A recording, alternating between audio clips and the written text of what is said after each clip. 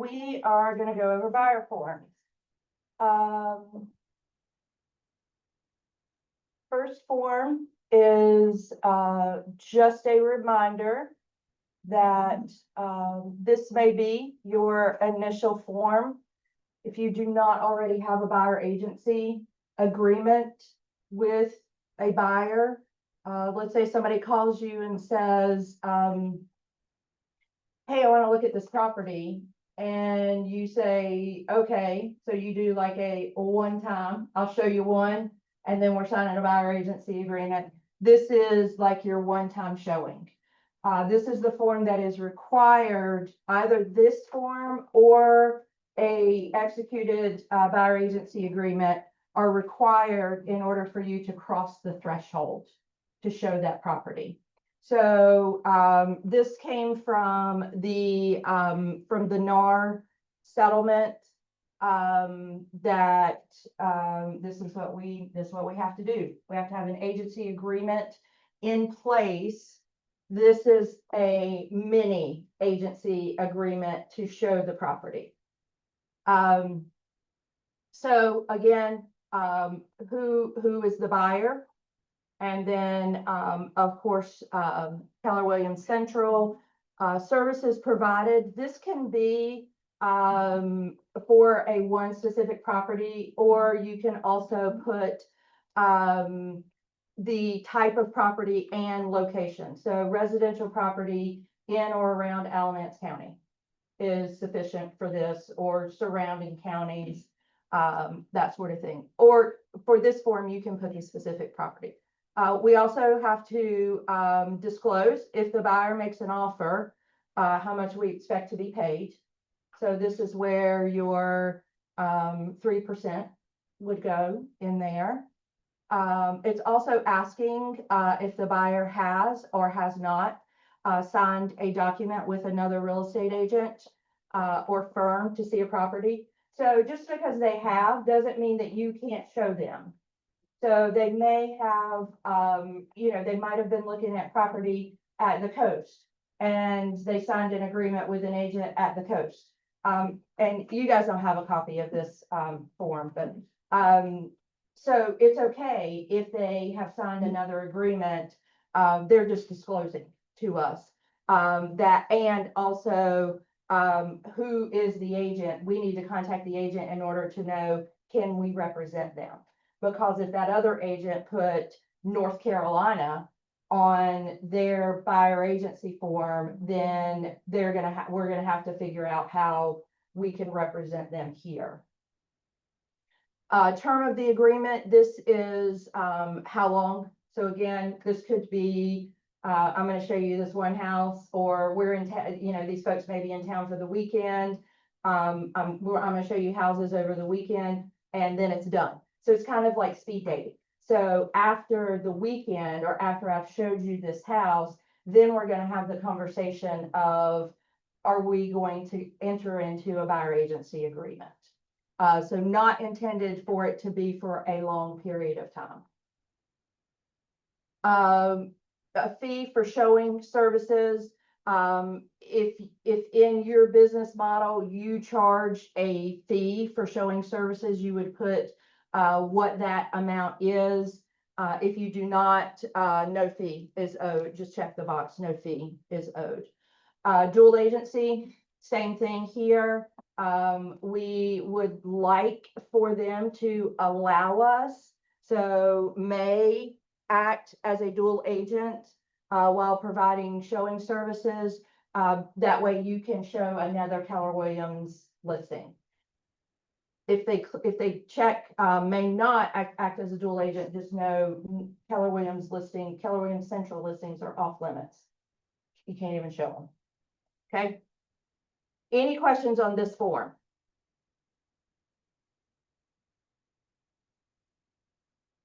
And then again, just like your buyer agency, it's got their information and signature, and then the firm and your information and signature on as well.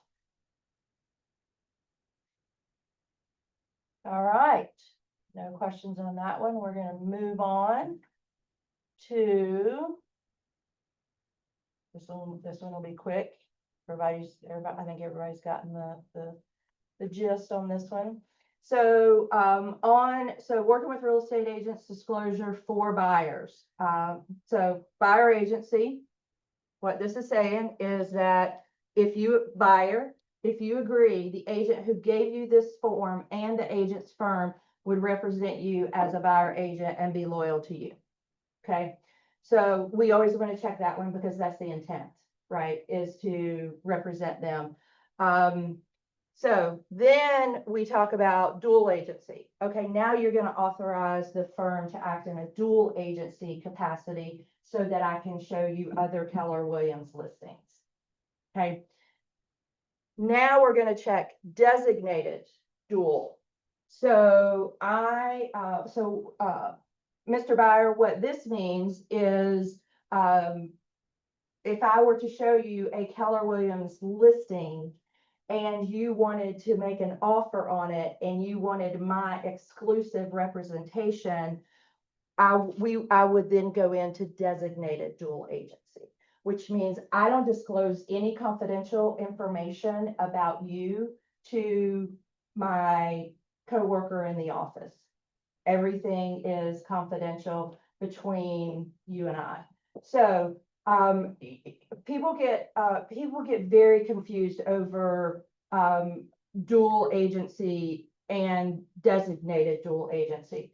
So think about it from this perspective. Dual agency means I have to tell all. Designated agency means I tell nothing. Just to put it into easy perspective from that. So if I'm a dual agent, I got to tell you everything. Doesn't matter what it is, I got to tell you. I mean, if David and I are acting as dual agents, not dual designated agents in a transaction, and I say to David, so we're negotiating and I say to David, well, I feel like I can probably get my buyers up $5,000. Well, then David's going to go tell his seller, right? Exactly. So we're telling all.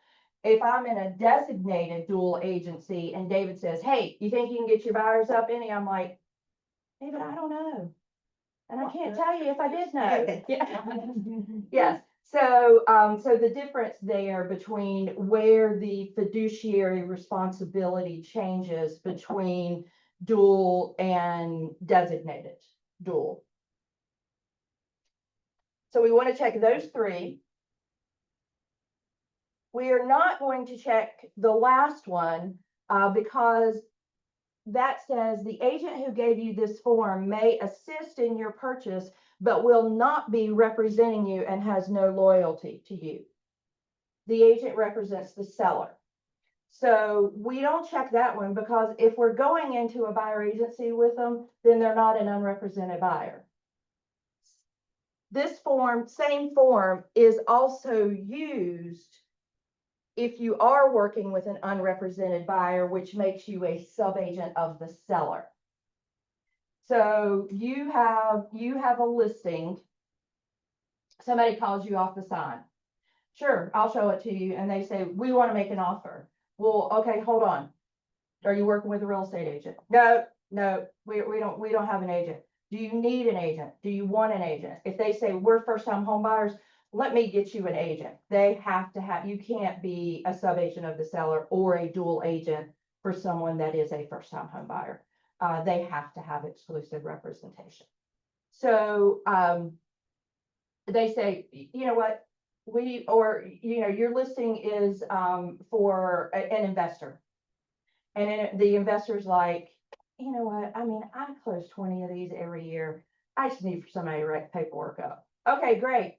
That's where you become a subagent of the seller because you represent the seller throughout the entire transaction. You facilitate the paperwork and all of that for the buyer, but you're not advising the buyer in any way, shape, or form. So when that's the case, you would use this form for the unrepresented buyer, check only that box and have them sign. Make sense? Mm-hmm.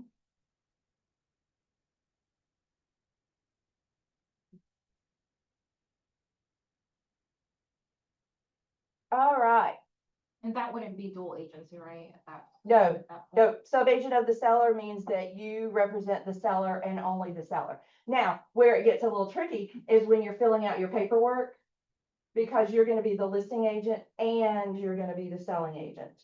So you can be the selling agent and still not represent the buyer.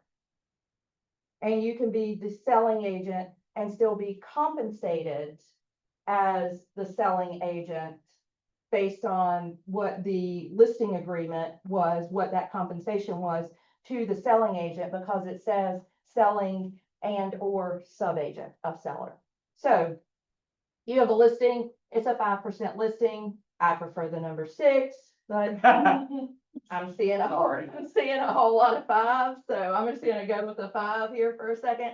And you've got 2.5 on the list side, and you're being generous and paying 2, and your the seller's gonna allow the firm to pay 2.5 on the buy side. And then you get into an unrepresented buyer situation. You're paid the 2.5% on the list side, and you're paid the 2.5% on the selling side. So you're seeing a lot of 5s. I'm seeing a lot of 5s, yes. People Yes. get desperate. I like Get it. me out of this. I like it better when I see a little more round numbers without like lines that, yes. Equal numbers. Yes, equal numbers, very much so. Okay, so, exclusive buyer agency agreement. Just a reminder, who is the buyer? So is the buyer a individual, or is the buyer an entity, or is the buyer a trust? So different scenarios, who's buying the property? Now, in any of those scenarios, there's always a human that signs on behalf of whatever that is. But who is the buyer? So if let's say that Scott's buying a house. That would be, and we're gonna put it in his company name. So SM Ward Construction would be the buyer. Okay. And then he signs on as an officer of the company. Same thing, a lot of people are putting things into trusts now. They think, I don't know, they think it's gonna save them money, but I guess it depends on how much money they got, but to avoid probate and the expense of probate. Anyway, if it's a trust, then that's who the buyer is. If they're buying it for it to go into the name of that trust, then that's who your buyer is. And then, of course, the firm is Keller Williams Central. Services provided, again, this is the same thing, describe type and location. So we want to be as specific, yet not where you backed yourself into a corner. So again, Alamance and surrounding counties is usually sufficient. Because then that allows you Guilford, Caswell, Orange, Chatham, Rockingham. There's another one down there, Davidson. So, anything that surrounds, and you're probably not going to go outside of that area anyway, unless you know the area outside. I mean, we're not going to be driving to the coast and representing someone when we know absolutely nothing about coastal property, or driving to the mountains to represent someone that we know absolutely nothing about mudslides and 1,000-year floods and, like weird things like that. So just define the, and it can be residential land, new construction. You can put all that in there because they may start looking for land. Okay, we're gonna put a double wide on it, and then all of a sudden they find a residential existing, and then their offer wasn't accepted on that one. So now they found new construction. So you're covered under that buyer agency agreement by putting all of those things on there. Again, the buyer disclosures, the buyer has or has not signed a document with another real estate firm. So we're asking that question. Have you signed a document? Because, you know, like if you say, are you working with an agent? No. Working with an agent. And then you later find out, well, we saw 5 other houses. Well, who'd you see those houses were with? Oh, we're working with so-and-so. Wait, did I ask you? And, you know, so buyer's lie, point of that story. So this is where they have to disclose, have you, because they'll, you know, because sometimes they'll be like, oh, no, we're not working with anybody. They don't understand our jargon for what working with. So we have to very specifically ask them, have you signed a document with another real estate agent or firm? And sometimes even then they'll say, Question. yes. Oh, go ahead. No, you go ahead. I was gonna say, I've come across some of those situations, or at least one buyer agency agreement I have with this person. We had to terminate like the agreement he had with the other firm, but when I asked him like twice at the beginning, are you working with an agent? He said, no, I never filled out any paperwork. But the agent, you know, when I reached out, I had to do my due diligence. Yeah. He said, yeah, we have an agreement. I was like, well, didn't you sign it? And I guess the agent didn't explain that he was in an agreement with him. Yeah. So he's like, oh, well, he didn't, we just put an offer on the property. I said, okay, well, that. Well, then There is an agreement. Yeah, you signed an So agreement. it's like he didn't understand that. Yes.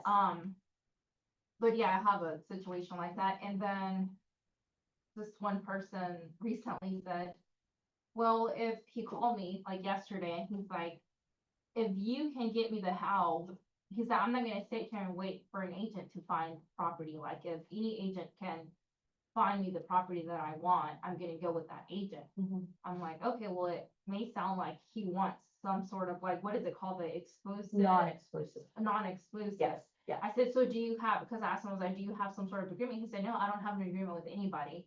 But in the back of my mind, I'm like, well, because he said that an agent just helped him buy this property or something, and that he's gonna sell it with that same agent. Mhm. He said, so whatever agent finds the property for me, I'm just gonna stick with that one to sell that same property. Right. He's like an investor, I think. Yeah. Right. So I was thinking though, well, he does have some sort of agreement with that agent. then. Sure, he had to in order to, Yeah, purchase to like it. have them. So he's like, nope, I don't have any agreement with anybody. It's whoever helps me buy or sell it, you know, so he's kind of like jumping from one agent to another. Yeah. But I was trying to understand if he had like a non-exclusive Mhm. agreement. and a lot of times, like even I will do non-exclusive agreements with my investors. Because if they, I mean, they're gonna come to me and, you know, and use me for certain things, you know, like, because they may be buying in Charlotte. And they may be, you know, buying all over the place, and, you know, like, if they call and they're like, hey, I wanna put a bid on this HUD house, on Sherwood. And I'm like, okay, and so I just always do non-exclusive, cause they're gonna, you know, they'll call me when they need me, and I'm not gonna tie them down to an exclusive.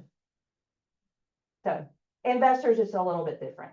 Otherwise, you know, if it's like an owner occupant or an end user, you want an exclusive with them, so that they can't go out and, you know, you show them 15 houses and then, oh, they call this agent and he shows them one house and they end up, and you've spent all this time. So typically, non-exclusive. We have time, we're gonna get to the non-exclusive, yes.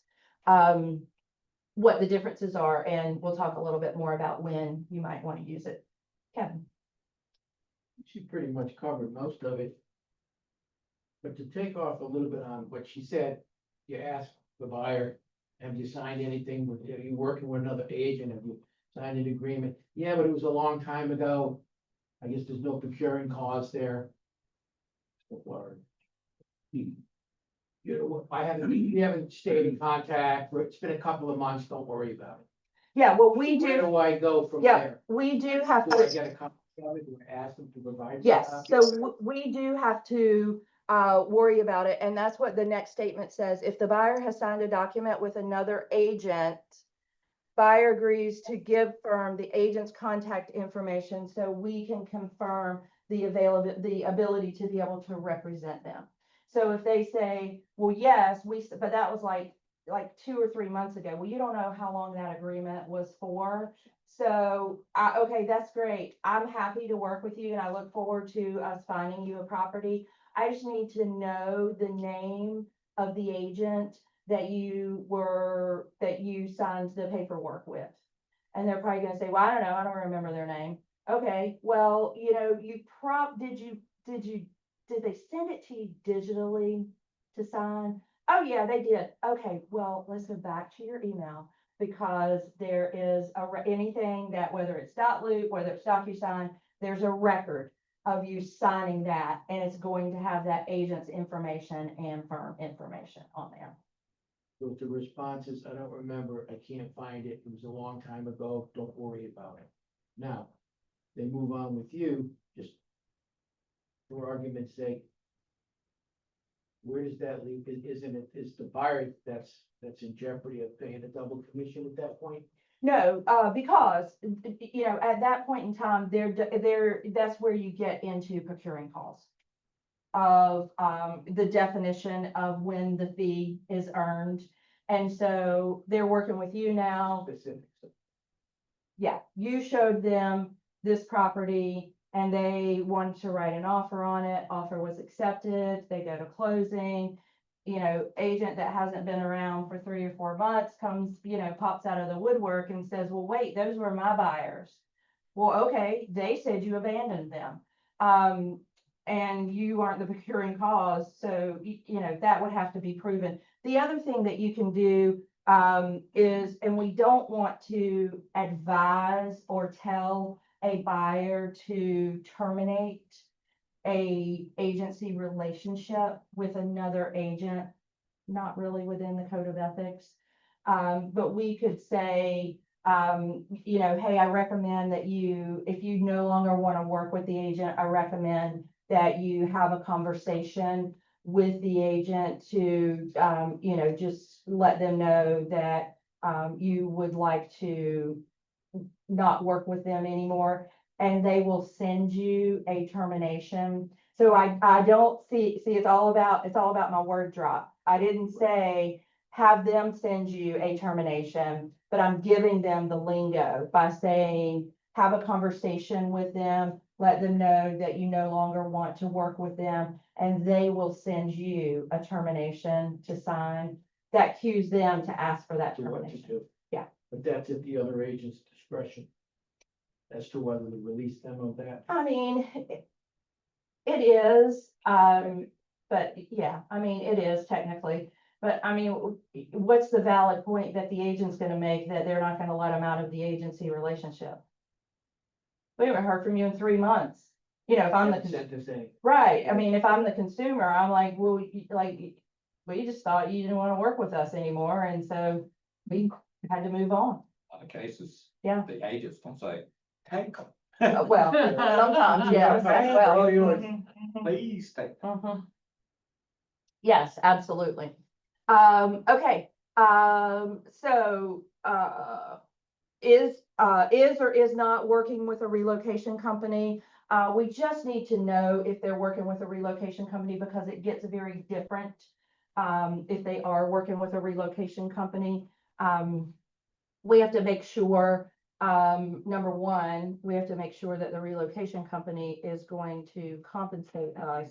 Some relocation companies only work with certain real estate agencies. And if they're working with a if they're working with a relocation company and they only use Coldwell Banker, then we have to then educate. So 2 things have to happen there. Number one, we either need to call the relocation company and say, hey, I'm working with these buyers. We have a relationship. Would you be willing to pay our compensation, even though we aren't a Cartus in the Cartus network? And they'll either say yes or no. If they say no, then we have to have the conversation with the buyer to say, look, in order for you to get your relocation benefits, you have to use a agent or a firm that's within their network. If you don't, then you will either lose your relocation benefits, and or you will have to pay my compensation directly. So we don't get into that, as much. We see some relocation, but most of the industries in our area handle it in-house. They don't use, I mean, there are a few, like I think, like Lowe's. Anyway, there's a few that use relocation companies. We don't run into it a ton, but just the explanation of if you do. And then, of course, they have received sample copies of the purchase contract and professional services disclosure. Term of the agreement, this must be a definitive date and a reasonable date. So it has to end at a certain time. It cannot be TBD. And it has to be reasonable. So if I'm working with a buyer and they're pretty picky and they're looking for this needle in the haystack, I might do a 1-year agency agreement with them. Or if they're looking for land or, whatever the case may be, I might do a 3-month. Because I might be like David and be like, look, if we ain't done nothing in 3 months, then I'm out. So that is completely up to you, the term that you want it to be. Again, it has to be reasonable for the type of property that the buyer's looking for. So it can't be 10 years from now. I have a question about that. When you say like picky, how would you determine at that moment that they're picky? Well, because so by the time that we're doing the this agreement, I've already had a buyer consultation with them. I know what they're looking for. I know what How they're soon? yes, all of that. I know what their motivation is because they're gonna say, well, if we find the right house, we'll buy it, but we're not in a hurry, kind of thing. So that's where I might be like, all right, maybe I want to try this for 6 months. And then we can revisit, because you can always extend it. Right, I was just about to ask that. Yes. Would we extend it on on the addendum or something? So there is an agency agreement renewal form where you would extend that agency relationship. And you can't extend it before, like, if you already know we definitely need more time, Mhm. or it has to be on the date of the expiration date. So we can just go ahead and extend it. Absolutely. Yeah. Yes. It can be extended at any point in time. The other thing too, to keep in mind is that your agency relationship should extend all the way through closing. So if hey, we're closing on October the 30th, and if your buyer agency runs out on September the 30th, we need an extension. Okay, doesn't mean that you can't be compensated and that you can't be paid. You can no longer represent the client without the agency agreement. So that's where that extension would need to be used. So definitive date, fee for services. This is how we get paid, people. You get paid to do this? I know. Oh my Sometimes I ain't getting paid for you. God. Not lately. sometimes it's in the negative, but, different things here that you can check. You don't have to check just one. You can check more than one, as many as apply. If within your business model, you do a non-refundable retainer, you put the amount that's in there. It will be credited, towards the firm's total compensation. A fee, this is the one we typically see, a fee of 3%. This is where I like odd numbers, I But it guess. said it'd be paid by the buyer. That's what I was asking. Yep. About those. Yes, yeah. So, buyer Buyer. agrees to pay the firm. So we're gonna get into that. Okay. Sorry. So right now, we're just saying, this is how much we're gonna get paid. This is what it costs to work with me and for me to represent you, as an agent. So I charge a fee of 3%. Okay, gross sales price. You said this is where you love odd numbers. Yes, yes. Yeah, I charge 3%. Okay. Now, I don't want to get too far off of that because that is that. We'll come back to it. Just remember. We decided that, when we filled this out, we went to D.R. Horton neighborhood and, found a house and you want to make an offer on it. Okay, so I'm gonna be paid 3%. And then I'm also gonna get a bonus of $2,000 if we close before December 31st, because that's what D.R. Horton is offering right now. So you can put that amount on there as well, if you know going into it. And sometimes it'll say in the MLS form, you know, in the MLS sheet, whether it's a D.R. Horton, because it'll have in there $2,000 bonus if closed before December Even 31st. now, you can't put commission, they still have bonuses in the MLS? They can put it in, fire forms. Everyone. Yes, in their advertising, yes.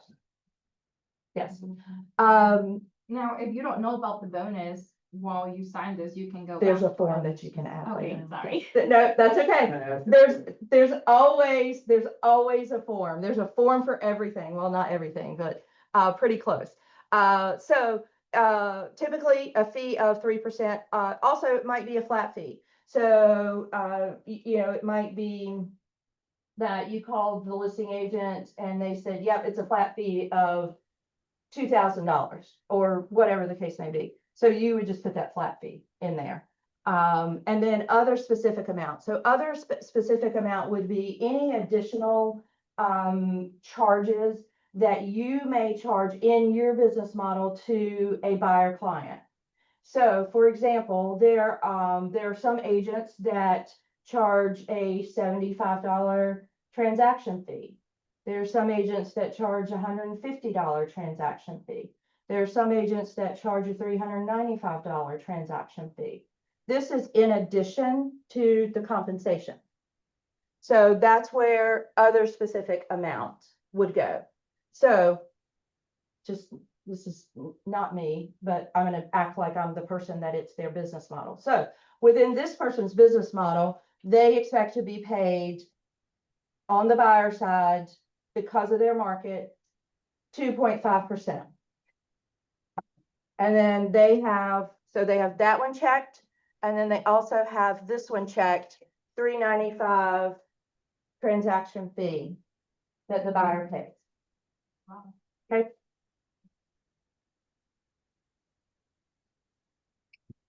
So yes, the buyer is, come on. Yes. The buyer the buyer agrees to pay, right? So what if I show a house and then it comes back and there's zero, the seller's not paying any compensation? This is how I'm guaranteed to get paid. By filling out this section right here. So then we talk about seller or listing firm assistance. Firm may seek compensation from the seller or listing firm to pay for some or all of the fee due in this agreement. However, buyer understands that neither the seller nor a listing firm has a duty to pay the firm's fee. So this is where we are saying, I think the other one spelled it out better. You know, it's like, I don't disagree. Yeah. Yeah. I think twice about something. Well, I mean, so the other one just, actually, like it just said, the thing that I like about the way the other one was, is that it said, buyer understands that agents do not work for free. So that statement, and then it essentially said the same thing after that, but by saying they understand agents do not work for free, you're agreeing to pay. Let's see. I was gonna look at. I had a note. It could leave y'all, but that's what I needed. All right. Thank you much. You're very welcome. I had fun. I had a note about something here.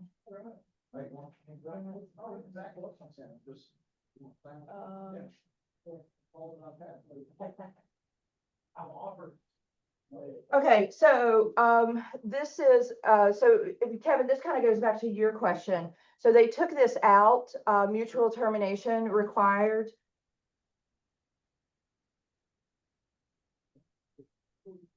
So it can unilaterally be terminated.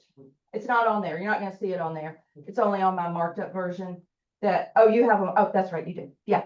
That shows where it's been taken, where that has been taken out. So it can, the buyer can unilaterally contact the agent and say, I'm firing you. You're fired. Just like verbally, It would need to be in writing. like the buyer to the agent, Yes. like even if it's a text message. Could be an email. Yeah, email, Anything. email or text message. Documentation. Yeah, as long as there's, yeah, documentation. That. But would D still apply the protection period So, from the date of termination? no, so D only applies if they do not list, if they do not, sign an agreement with another firm. In any way, shape or form. It doesn't matter whether it is, whether your, agreement expired, whether they terminated it. Either way, the protection period goes away once they, sign with another firm. Protection period, essentially, I'll give you an example of, where the protection period. Let's say that your number is, 45. Everybody's number can be different, 45, 90, 120, 30, whatever you want your number to be. This would be a scenario of, doesn't happen very often, yet we did have one happen recently. So it was on the list side, but anyway, same, so let's say you show your buyer, all of the, like these properties, and then they were like, oh, we really like this one, and you're like, okay, well, yeah, we'll schedule a time to go look at it tomorrow. And then you go in the next day to try to schedule a showing and you find out, oh, that listing's expired. And so you can contact, I mean, that's what a prudent agent would do, contact the, seller to say, hey, you're still interested in selling. My buyer's interested in coming back to look at your property again. So this is where, so let's say that you had a sneaky buyer and that listing expired. And so now they said, and that seller said, well, we're going to do for sale by owner. And your buyer drives by and sees the for sale by owner sign in the yard, calls the owner directly and works out a deal without you. That's where you're protected because you showed them the house prior to. Can I give you an example I currently have? Sure. I'm currently experiencing this, maybe similar to that. So,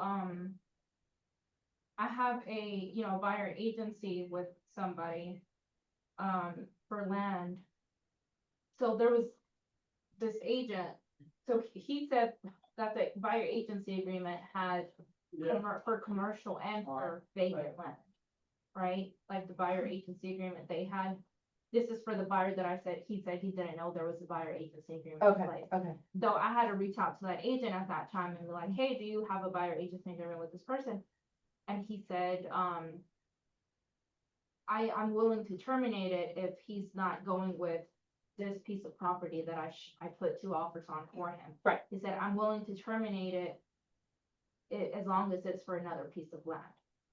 So he sent me like the termination agreement. It said commercial, by the way, now that I'm thinking about it. I don't know if it's the same thing. He probably used the wrong form. Oh, well, he said he was willing to terminate it for that, but not for the other piece of land. Was it stated in that termination? I don't think so.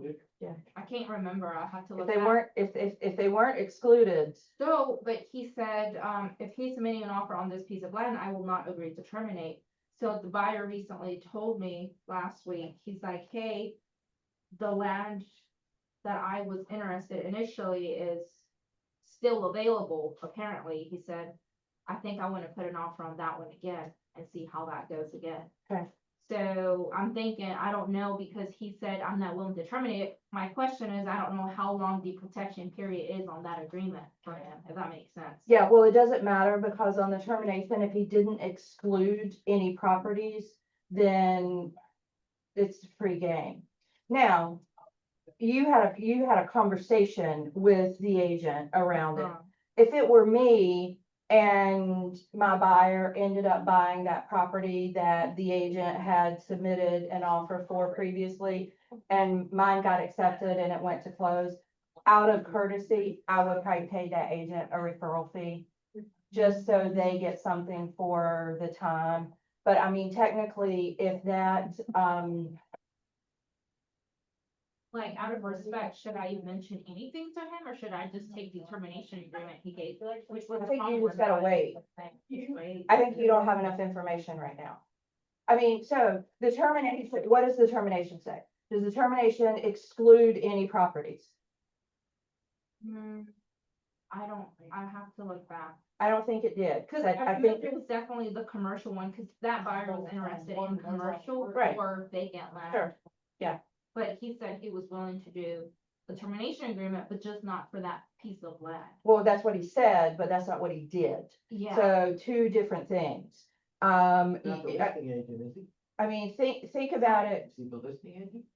well, he would be the buyer agent. He's not the listing agent on it, No, it's no. not listed. no. So think about it, if you had to stand up in front of a court of law, could you prove it? Do you see what I'm saying? I mean, that's where the legal piece of this paperwork, all of this paperwork comes into play. So I believe I reviewed the termination that you submitted in your consultation folder in command, and I do not recall there being any exclusions. It said exclusive buyer/tenant representation agreement. That's what he checked on. Let me see it. Real quick. Do you think Protection? you think that was good? This is when he sent it electronically. But it didn't exclude any properties. Yeah. So that means we're good. Yeah. Okay. Now, again, out of courtesy, I probably would pay him a small referral fee, Yeah. you know, just to, 20%? what, 20%? I mean, Pick every brain. yeah, whatever, I mean, whatever you think is fair. Would that referral fee, or he would give me, like, I want this one. No, you will tell him. Oh. Yes, you will tell him, hey, I wanted you to know that we had the conversation, that, you know, I know that you said it was that you verbally said that property was excluded, but it was not included on your termination. He would hate me for that. Well, you know what? Sometimes we gotta have fierce conversations, and this is where it's a very nice conversation, you know, where you're just like, hey, Mark, I know we had this conversation. I just wanted to let you know that, the buyer has decided to go back to that property. We did make an offer. The offer was accepted, and I just wanted to let you know that out of courtesy for you writing an offer previously, that I'm willing to pay you a X amount referral fee when it closes. And he's probably gonna be, because Mark's a really nice guy, he's probably gonna be like, well, that's so nice of you. I really appreciate that. He's not gonna be like, nope, give me that buyer back. I mean, yeah. Go on half. So that's the reason that you dictate what the percentage is. You don't ask him, you know, what do you want? Because like Kevin said, that's where he's gonna be like, well, I want half. And I you, showed him 20 properties. so, but that's where, so any questions on, protection period? But once the release has been sent, the protection period is null and void. Oh, yeah. Right. So if the agreement's terminated, or they sign with another agent, the protection period goes away anyway. Void. Like I said, the protection period has been there for the 24 years that, I've been selling real estate and about well, there was one other time, probably about 12 years ago. About 2 months ago was the only other time that I've ever seen that it actually was, yeah. Yes, so. Okay, now we're gonna get into dual agency. We talked a little bit about it on our, working with real estate agents. Little more in depth here. So authorizations, they have to initial something. This section cannot be left blank.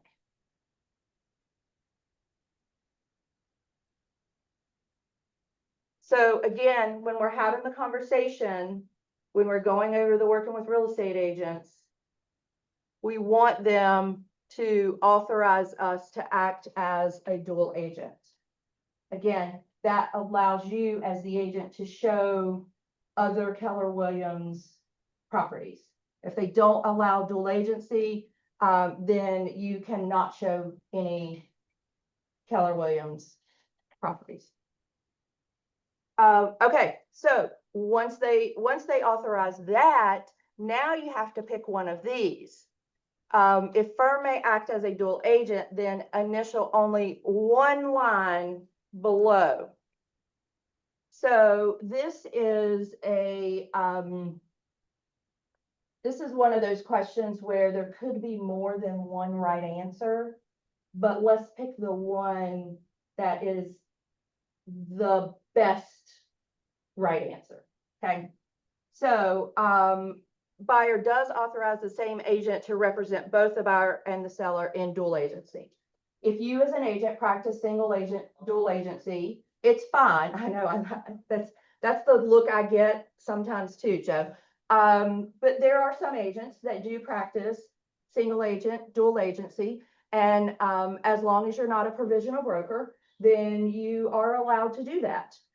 If that's part of your business model. I do not practice same agent, dual agency because I practice sub-agent of the seller. I'm always going to represent my seller. So same thing. And you also have to remember, this is on the buyer side, but you also have to remember that, are they a first-time home buyer? So if they're a first-time home buyer, they can't authorize you to do that because they need exclusive representation. Now, is that a must or? What, first-time home buyer? Is Yeah, that like must? Yes. Oh, okay. yes, because they don't know what they're doing. So they need exclusive Yeah. representation. The next line, you would never have them initial.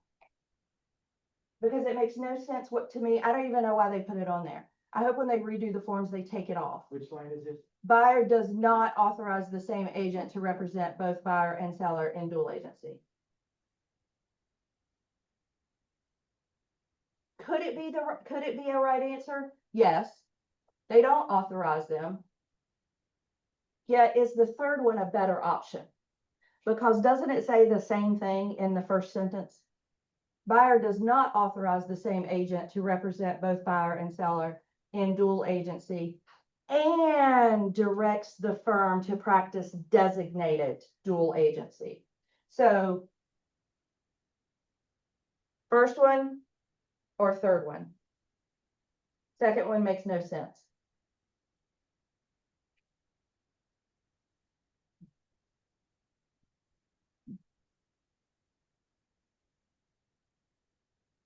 Any questions on that? The first and third one are most common to use, right? Yes, that's what I'm saying. The second one, buyer does not authorize the same agent to represent both buyer and seller in dual agency. Okay, well, then what happens? You know, and so that's why in number 3, it then goes on to say that this is what happens when they don't authorize the same agent to represent both sides. Karen, why are there two boxes beside each set? Two sellers typically, or I mean, two buyers Gotcha. typically.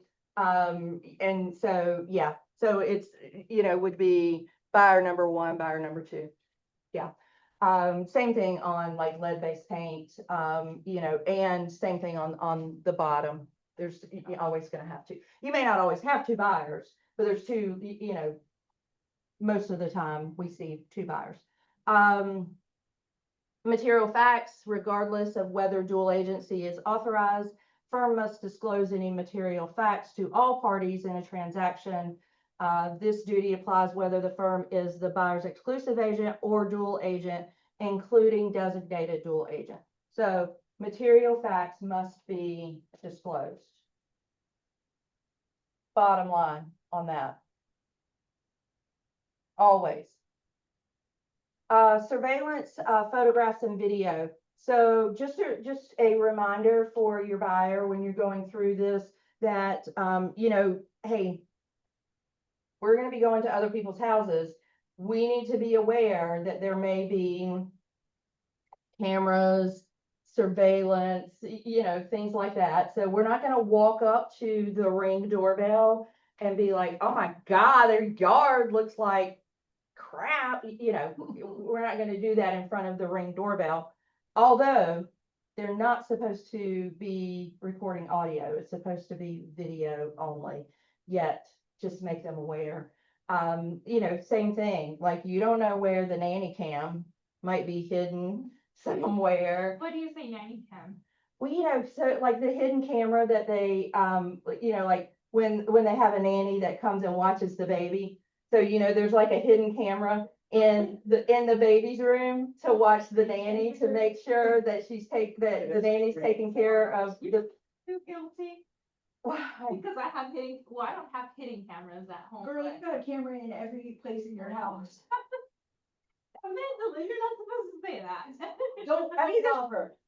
No, yeah, I do have several, but I mean, like you said, but I never thought it that way, nanny cam. I mean, my mother babysits my children, but. And I mean, it's fun that, I mean, oh my God, like Tori Apple, like she used to, she would have her phone set up in her office and she was watching her dogs all day long. Oh, God. Yeah. Like watching Layla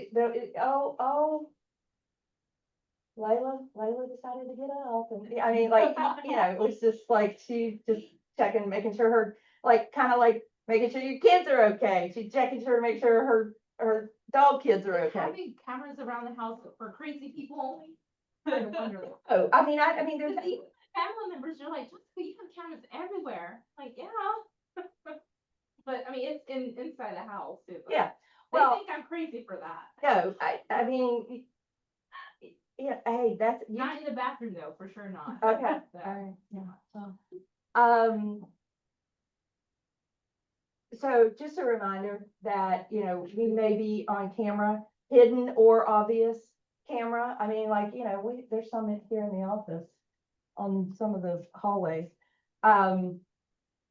And then maybe it'll be like, oh, there's a camera, we know, or you might walk up and be like, oh, they have a Ring doorbell. We know that we're, and watch. yes. Now, sorry, I know that this is more on the buyer side, but as we're speaking about cameras, is it okay if we advise our seller clients, hey, make sure you turn off the cameras? Like, can we advise them or do we like forcefully be like, hey, you need to make sure you turn off the camera? This section is in the listing agreement as well, that talks. Yeah, I know it is, and I was just wanting to make sure, like, I'm advising them, like, hey, you need to make sure you turn off the. They can leave the cameras on, just Okay. not the audio.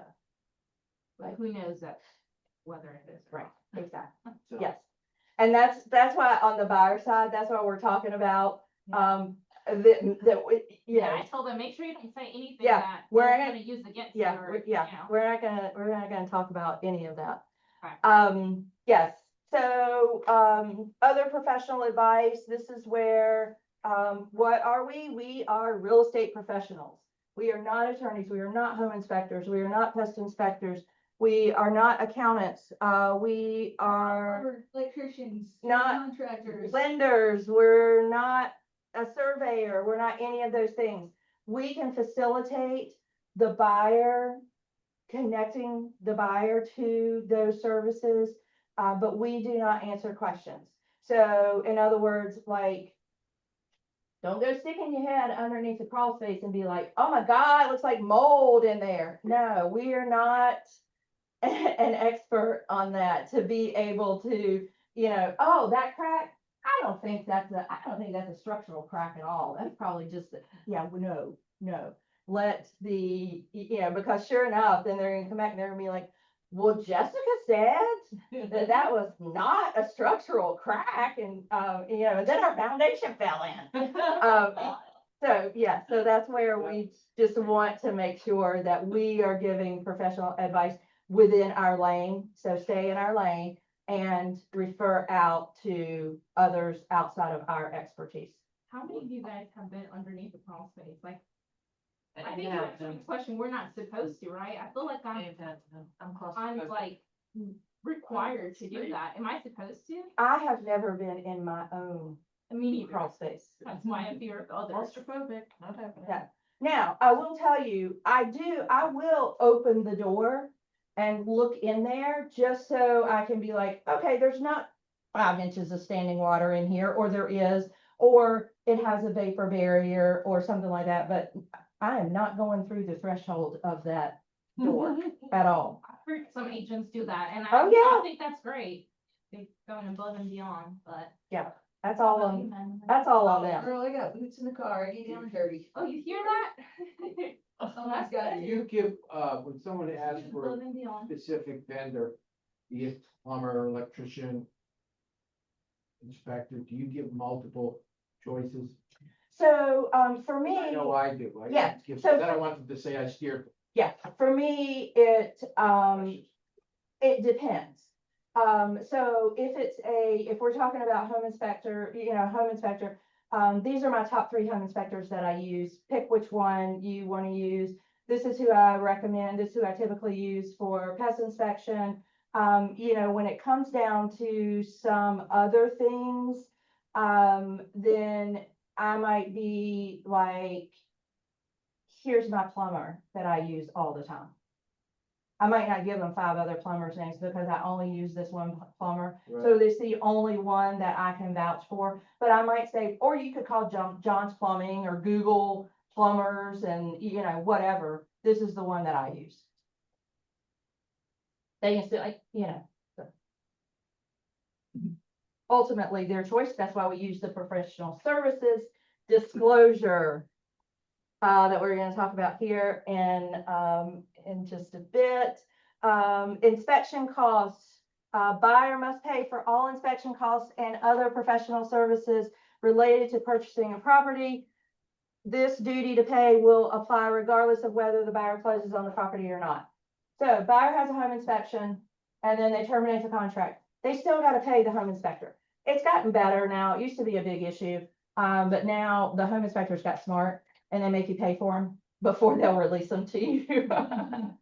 So, so we don't run into that as much, but like with pest inspections, things like that, they still are willing to like send you an invoice and, things like that, surveyors, that sort of thing. So just a reminder to your buyer that whether it closes or not, you still have to pay for these services.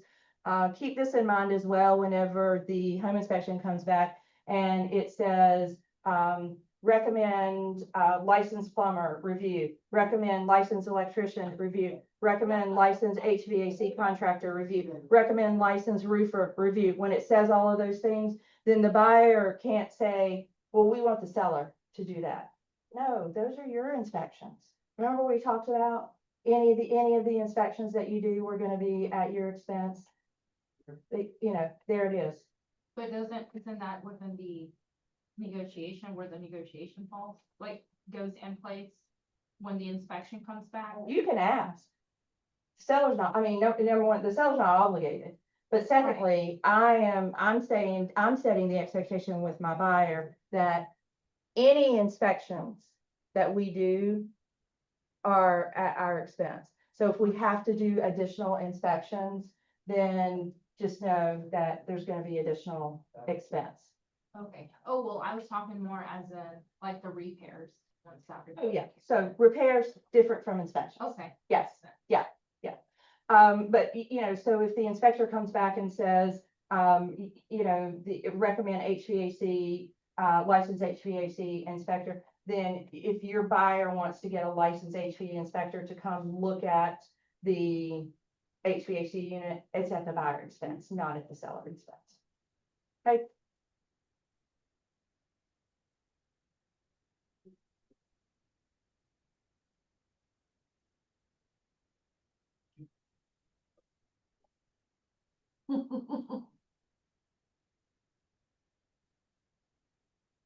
All right,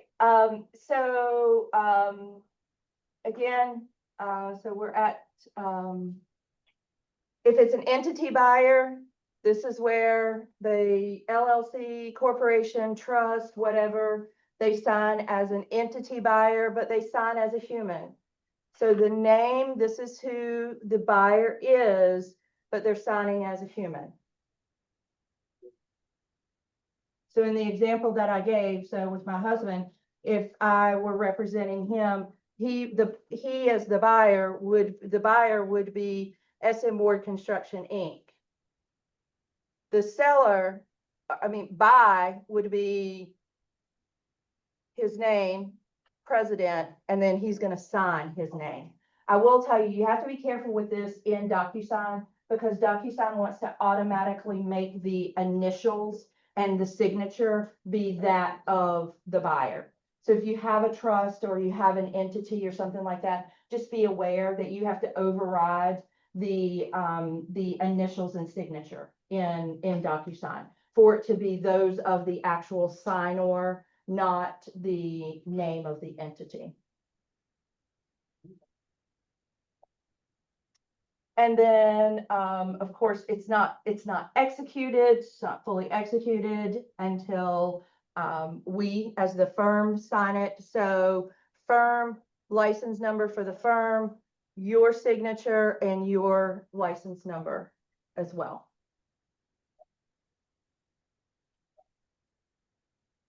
Any questions?